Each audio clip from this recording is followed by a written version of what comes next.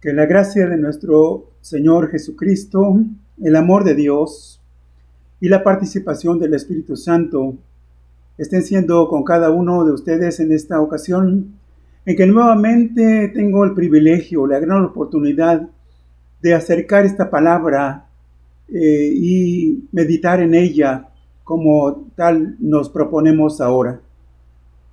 En esta ocasión quiero abordar el tema hacia la madurez cristiana. Es el tema de hoy y quiero tomar como referencia bíblica lo que está escrito en la carta a los Hebreos, en el capítulo 5, por ahí del versículo 11, Hebreos 5, versículo 11, siguiéndonos del capítulo 6, los primeros 3 versículos. En algún momento, históricamente hablando, esta carta se escribió a pequeñas comunidades cristianas o cristianos de extracción judía.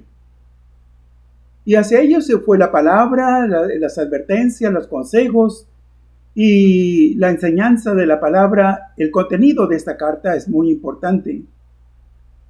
Y hay quienes dicen que debe hacer alusión directa de manera especial a esas comunidades cristianas judías. Pero en algún momento nos damos cuenta que, aunque hayan sido ellos los destinatarios originales, sin embargo, hay algunos señalamientos, advertencias, prevenciones, amonestaciones que, a manera de avisos anticipados, nos están advirtiendo a nosotros cristianos, a la Iglesia del Señor en general, acerca de que no incurramos en algunas cosas, ¿verdad? Así que es útil para los cristianos de hoy esta carta.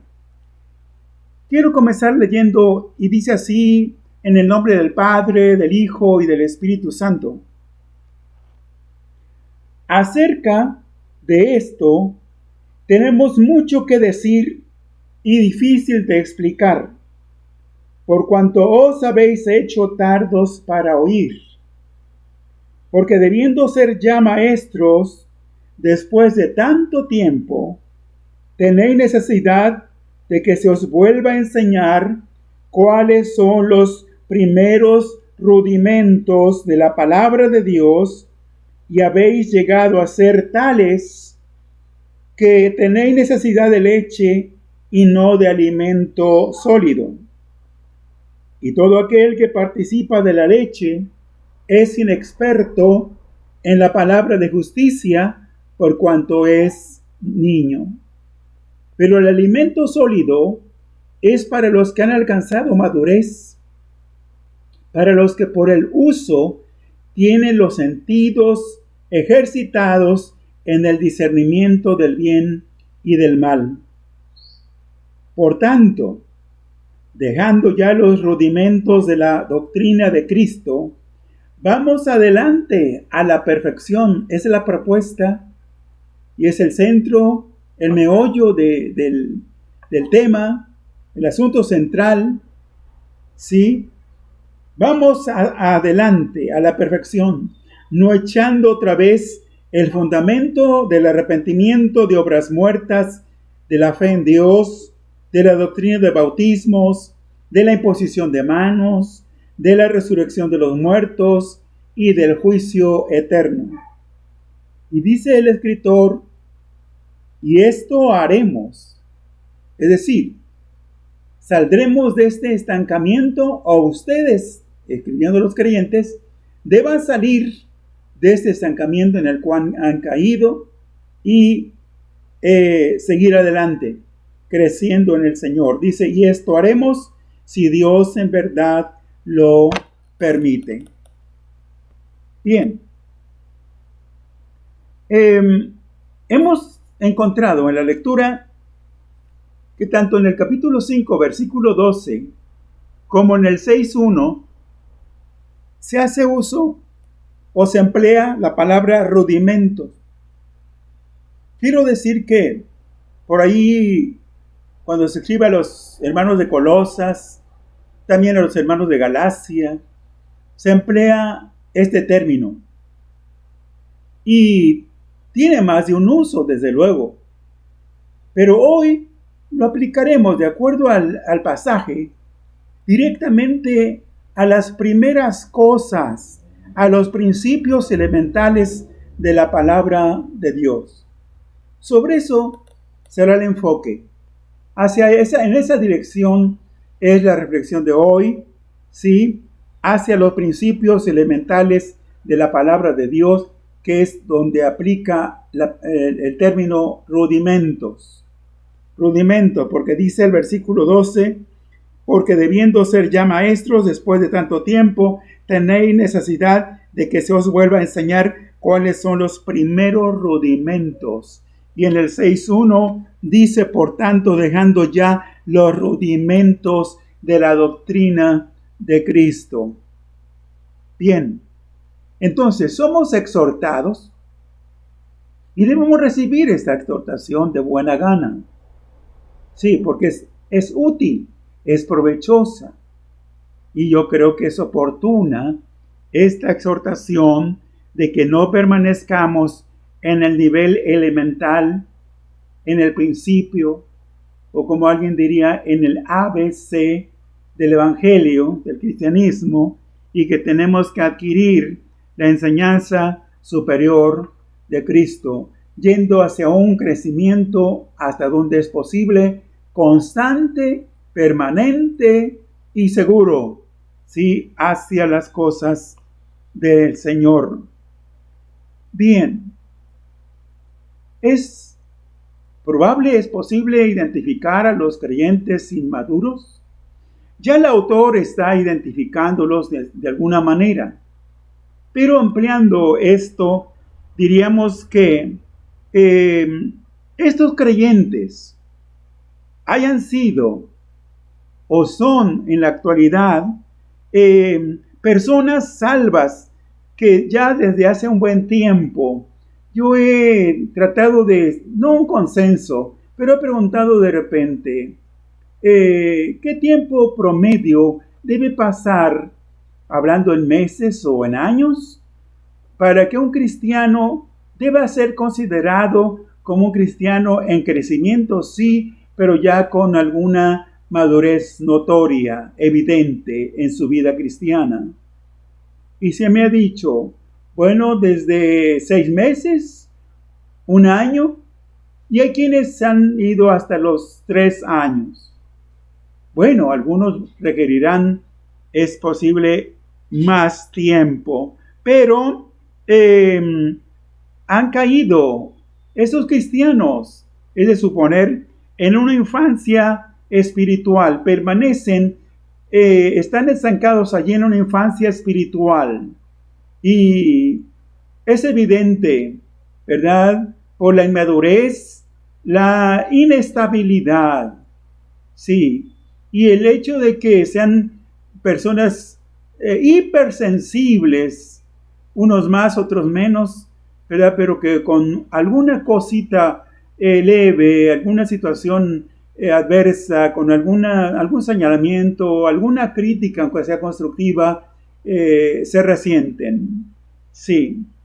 Pero, bueno,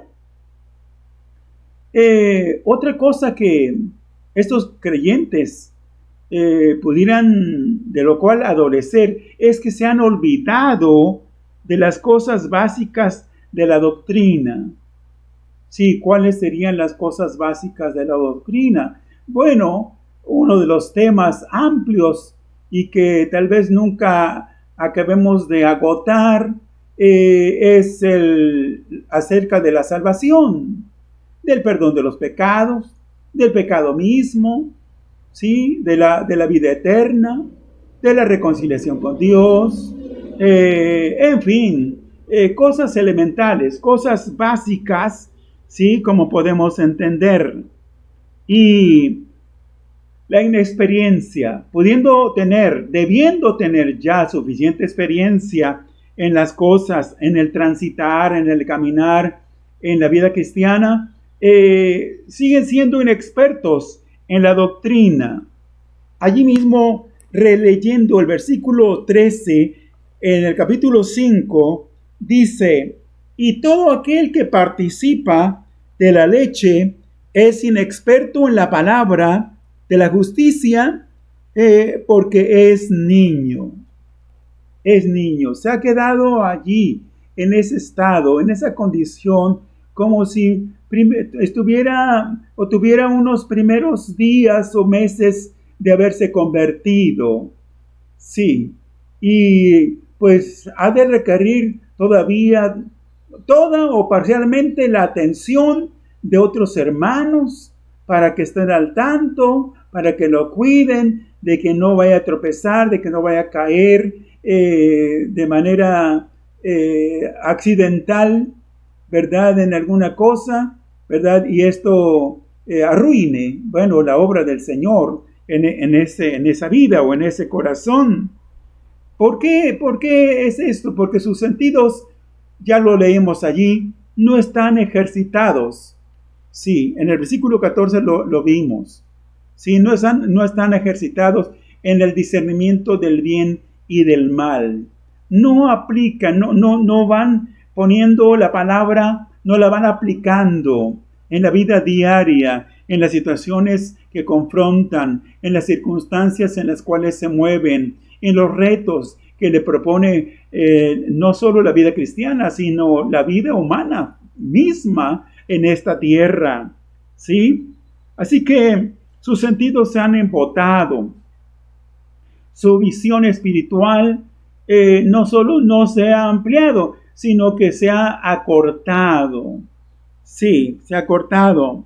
Y por ahí en el capítulo 4, versículo 2, ¿a qué se debe también? Estamos señalando algunas causas.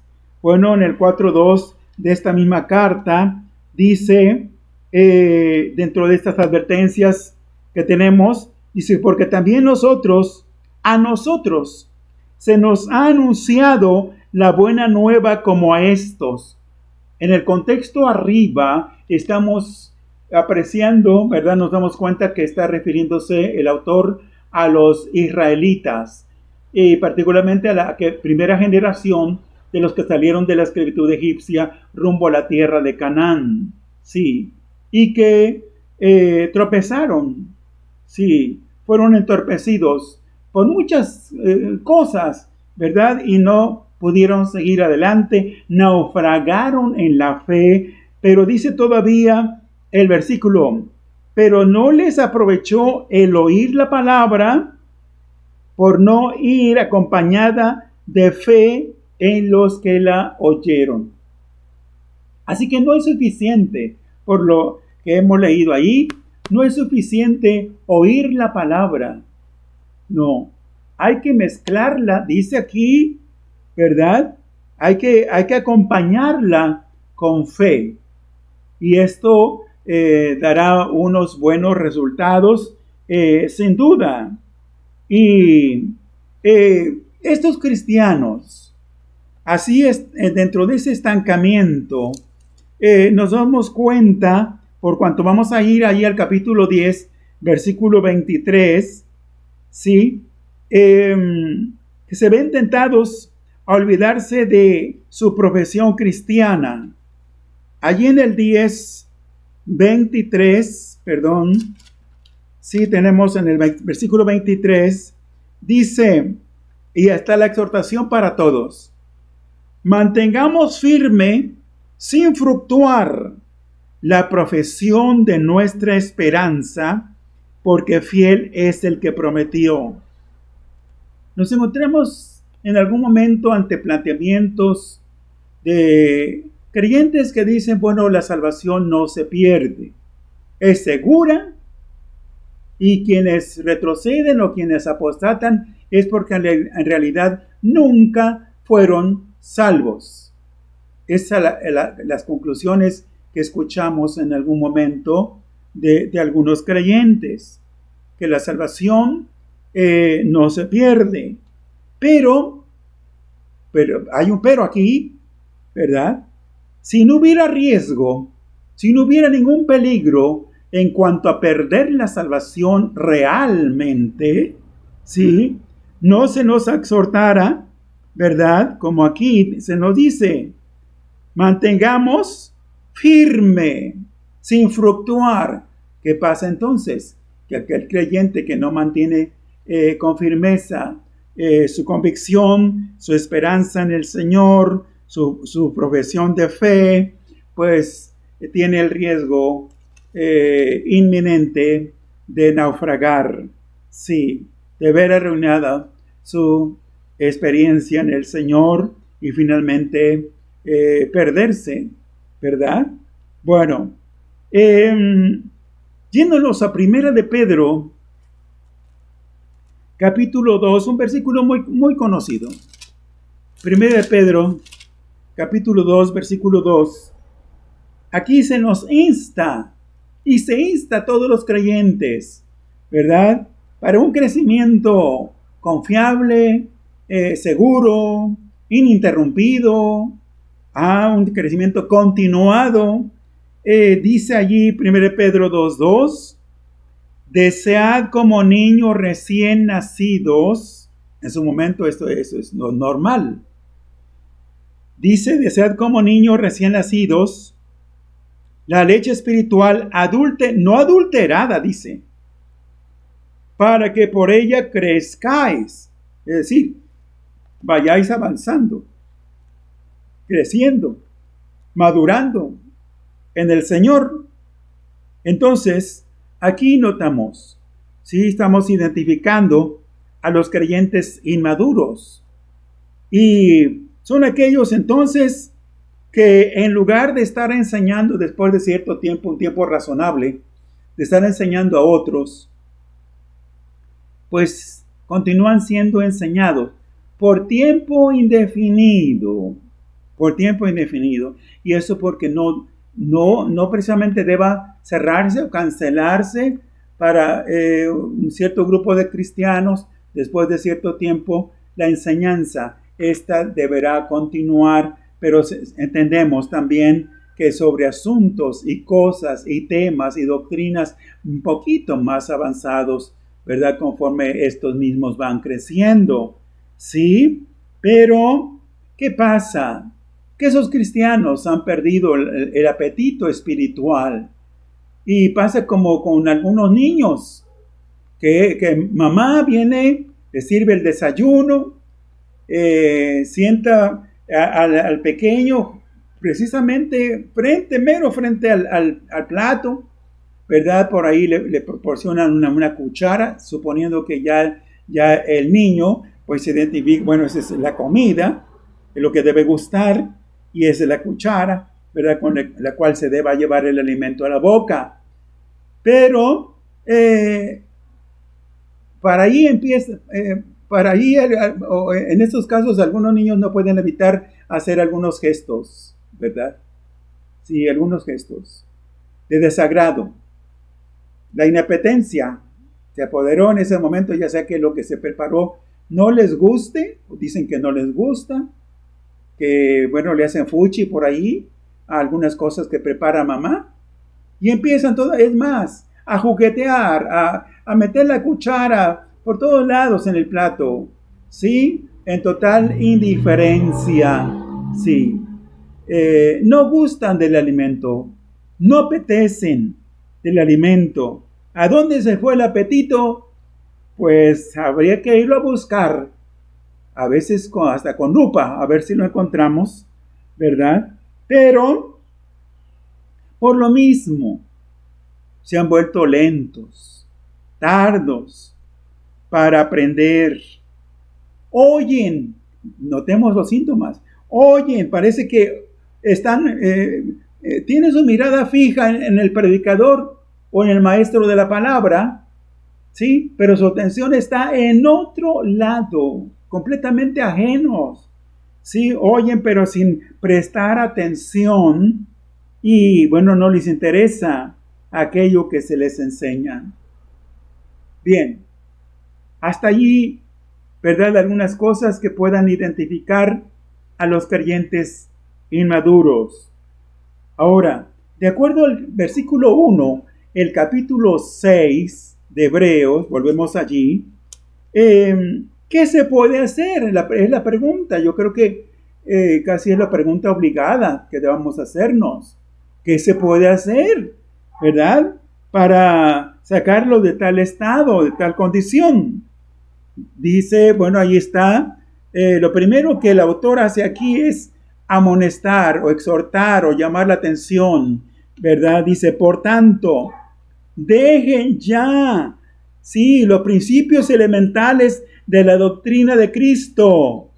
Sí, procuren, hagan lo posible por ir hacia adelante. Busquen, anhelen, ambicionen de buena gana, de manera legítima, la perfección, no echando otra vez el fundamento. Y aquí empieza a enumerar algunas cosas que vamos a ver poco más, más adelante. Pero, ¿qué podemos hacer también? Hacer que estos creyentes reconozcan que están en tal estado de infancia espiritual. Mientras el creyente no lo reconozca, quienes están en ese caso, en esa situación, mientras no lo admitan, mientras no estén conscientes y lo reconozcan así, ¿verdad? No va a pasar nada y no se van a mover de ese estado o de esa condición. Y bueno, irles pues dando poco a poco el alimento sólido. Y si es necesario, ¿sí? Porque es lo que da a entender el autor en el versículo 3, porque dice, y esto haremos si Dios en verdad lo permite. Es decir, tanto avanzar hacia la perfección como no es malo el repaso, si así es necesario, ¿sí?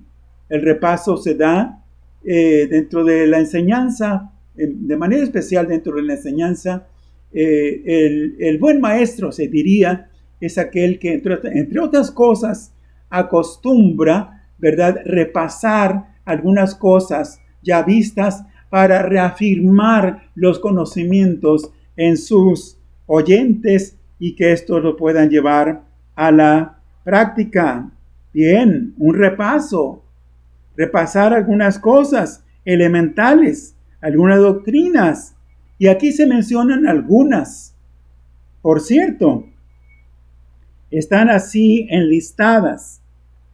Una de las primeras cosas es en cuanto al arrepentimiento, dice al final del versículo 1, capítulo 6, ¿sí? El arrepentimiento de obras muertas. Sí, se refiere a todo lo que la persona o el creyente hizo, señalo hacia el pasado, hizo en el tiempo pasado, practicó, llevó a cabo en cuanto obras se refiere. Hemos de llegar al punto mismo, y aunque quizás no sea admisible, no se reconozca, no se admita, ¿verdad? En algunos casos, que todas las obras que hagamos, que habremos hecho aparte y aún antes de venir al Señor, no nos van a servir de nada. No.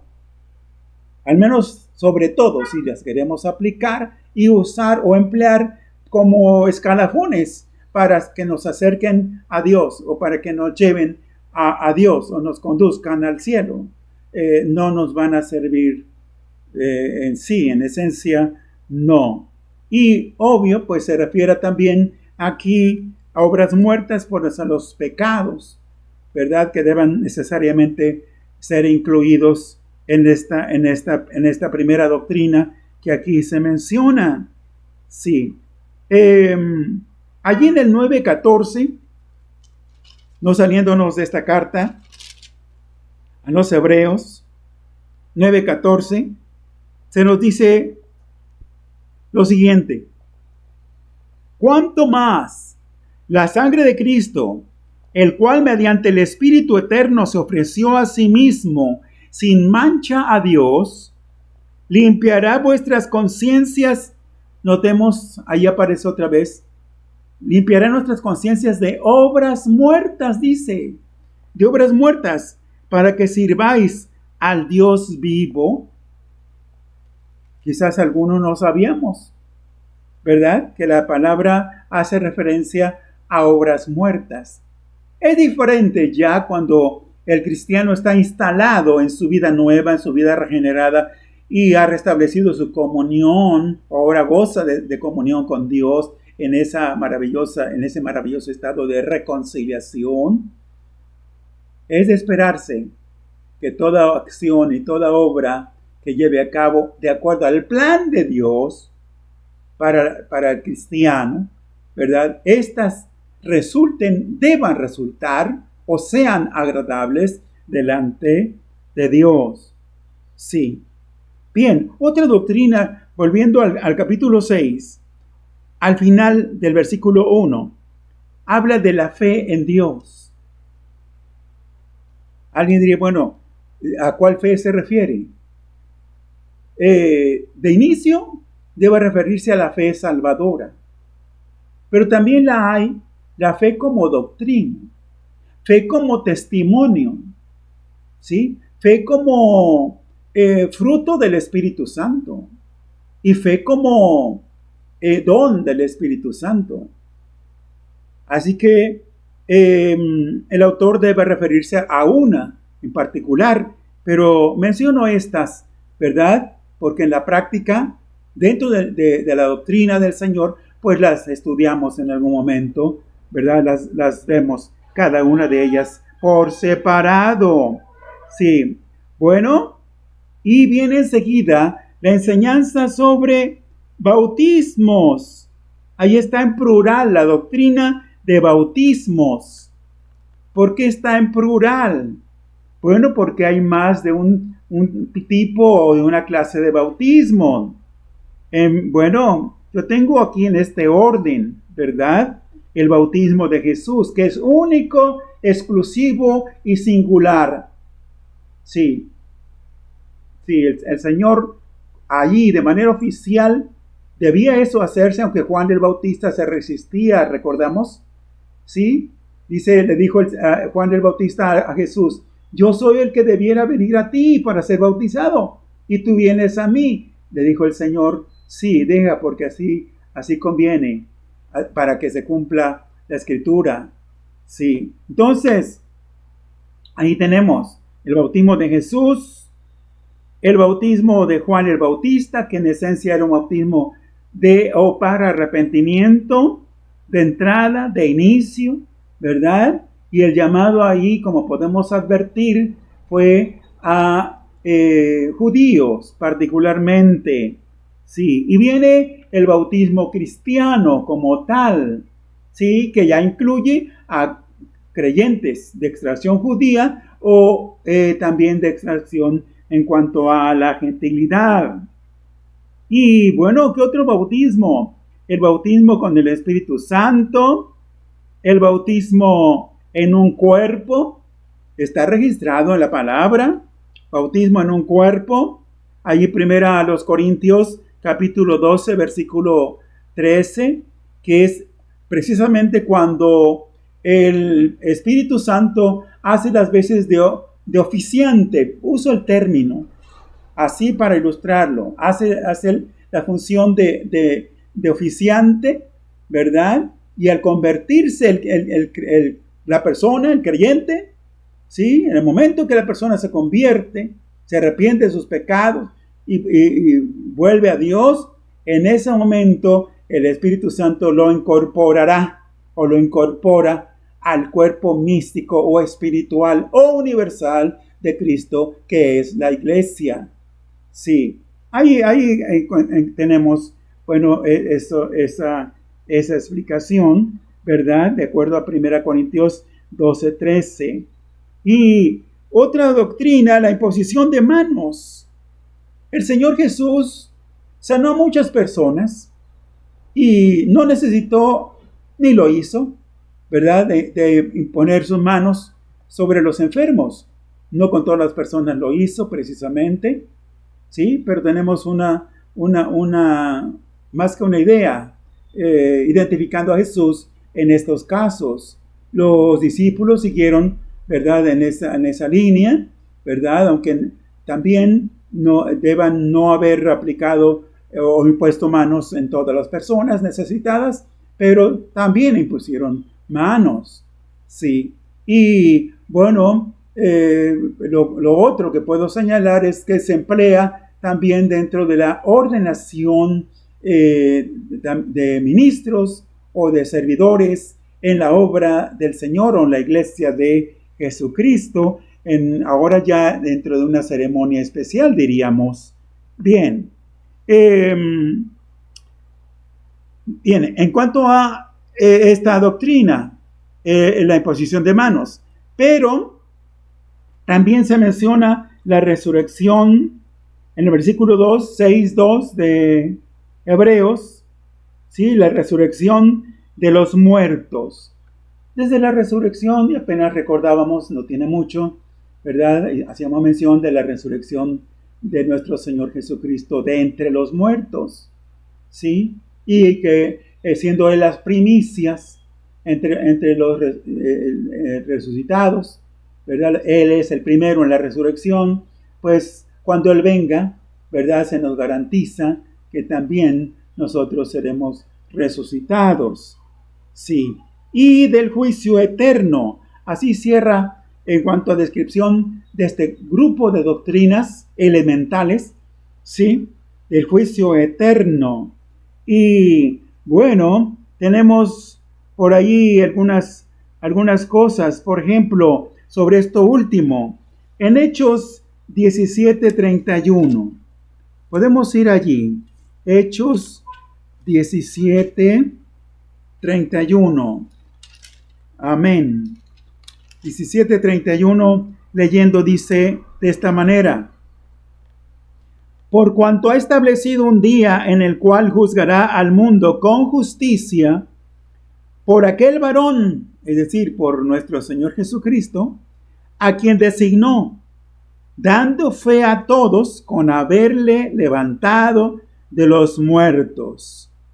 Sí, viene un día, se acerca ese día en que Dios va a juzgar al mundo, a todo el mundo, de manera justa, con toda equidad, ¿sí? Entonces, aquí podemos notar, ¿verdad? Lo que nos está diciendo la palabra del Señor. Ahora, todavía acentuando, señalando esto, ¿verdad? Sobre la inmadurez. ¿Qué requiere? ¿Qué se necesita para que un creyente salga de ese estado o de esa condición? Pues no solo es necesario el tiempo, porque si ese creyente no hace absolutamente nada, dicen por ahí, no mueve ni siquiera un dedo, ¿verdad? No muestra interés, no se esfuerza, no busca a Dios, no ora al Señor, no escudriña la palabra, no se congrega. Bueno, ¿qué va a suceder? Que se va a mantener, sí, definitivamente en ese estado, en esa condición. Necesita crecer, ¿sí? El mismo apóstol Pedro nos insta, dice, más creced en la gracia y conocimiento de nuestro Señor y Salvador Jesucristo. Crezcan, dice, crezcan, avancen, maduren. Sí, bien. Y para que ese creyente vaya adquiriendo solidez, una formación firme y extensa, no solo extensa, sino también profunda en la palabra del Señor. Y bueno, se le debe instar todavía para que avance hacia la madurez en sus relaciones familiares, porque también esto contribuye, ¿sí? Una relación familiar estable dará evidencia de inmadurez o de madurez en las relaciones sociales, en la relación con otras personas, ¿verdad? También según las actitudes o el comportamiento, también esto dará evidencia de una o de otra cosa. Bien, pero tratar de llevarlo, no sé si aún pues de la mano, por así decirlo, ¿verdad? De llevarlos hacia adelante y sobre todo invitarles a que se sometan a la voluntad de Dios, que realmente rindan su vida al Señor para que el mismo Señor, por su Espíritu Santo, actúe, intervenga, ¿verdad? Haga una obra real en esas vidas, en esos corazones. Bien, no está de más que, bueno, evaluemos la madurez espiritual. Sí, por ahí el niño en diferente tiempo o momento, no solo cuando va al médico, por ahí dice, bueno, mira, no solo te voy a pesar, sino te voy a medir. Sí, ya sube a una báscula y ahí pues las dos cosas, el peso y la estatura. Sí, y periódicamente, ¿verdad? Pues hay quienes llevan a cabo eso para ver si el niño va creciendo normalmente o se ha entrado en un estado de enanismo, ¿verdad? Pero, bueno, ser más precavidos en cuanto a las decisiones que tomamos. Saber qué clase de decisiones vamos a tomar o debamos tomar, ¿sí? O cuando nos vemos frente a una situación dada, ¿verdad? Pues pensar bien qué decisión vamos a tomar. Pasar de elecciones inmaduras a decisiones maduras. Desear no solo ser enseñados, ya lo estamos diciendo, sino también enseñar a otros. Yo creo que en este mismo momento, más de uno de los que escuchan esta exposición, esta disertación de la palabra del Señor, ¿sí? Ha sentido la inquietud por allí, algo le ha estado inquietando como para que por allí se busque algún candidato, algún prospecto a discípulo, ¿verdad? Y lo llame y le diga, mira, pues no he crecido todavía lo suficiente, pero ya llevo algunos años en la militancia cristiana y quiero compartir contigo algunas de las cosas que he aprendido. Pues bueno, pues adelante, ¿verdad? Pasar de ese estancamiento en las cosas elementales, como ya dijimos, a un desarrollo profundo de entendimiento. Y bueno, no fomentar, porque el niño espiritual es dado a la desunión.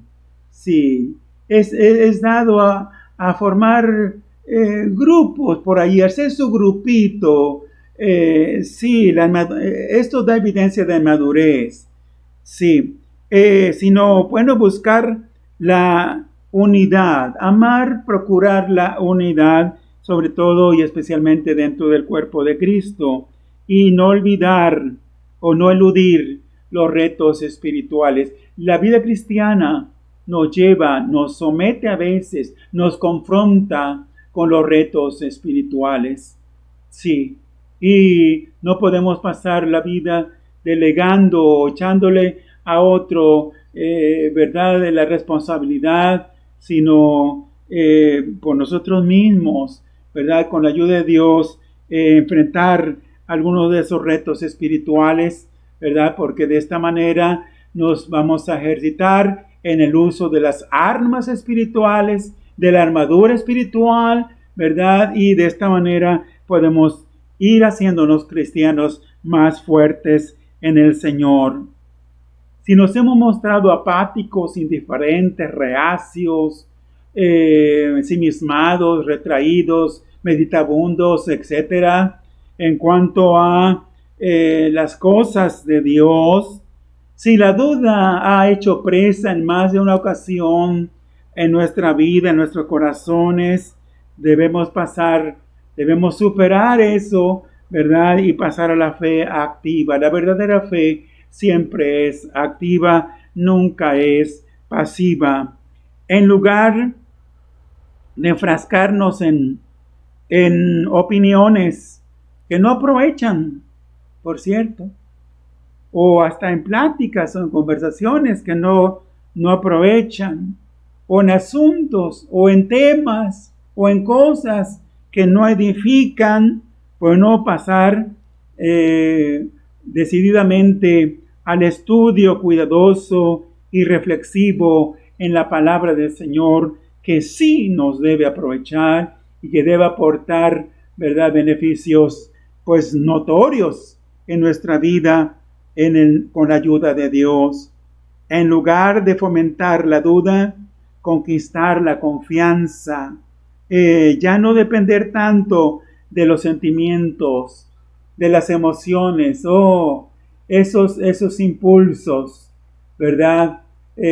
Motivados, ¿verdad? Por los sentimientos o las emociones, nos llevan a hacer cosas de veras a veces hasta infantiles, pero bueno, ya no depender tanto de las emociones o de los sentimientos, sino pararnos firmes en nuestras convicciones, en la fe, en el Señor. Bien, en conclusión, habría finalmente por aquí 3 preguntas que pueden hacernos útiles como para meditar. Sí. Es bueno reconocer, es bueno concientizarnos, está bien darnos cuenta dónde estamos parados en nuestro crecimiento espiritual. ¿Dónde estamos? ¿Qué tanto hemos crecido? ¿Cuánto hemos avanzado? ¿O en lugar de avanzar hemos retrocedido? En lugar de ir hacia adelante hemos ido yendo hacia atrás. Debemos meditar sobre esto. ¿Estamos estancados como bebés espirituales?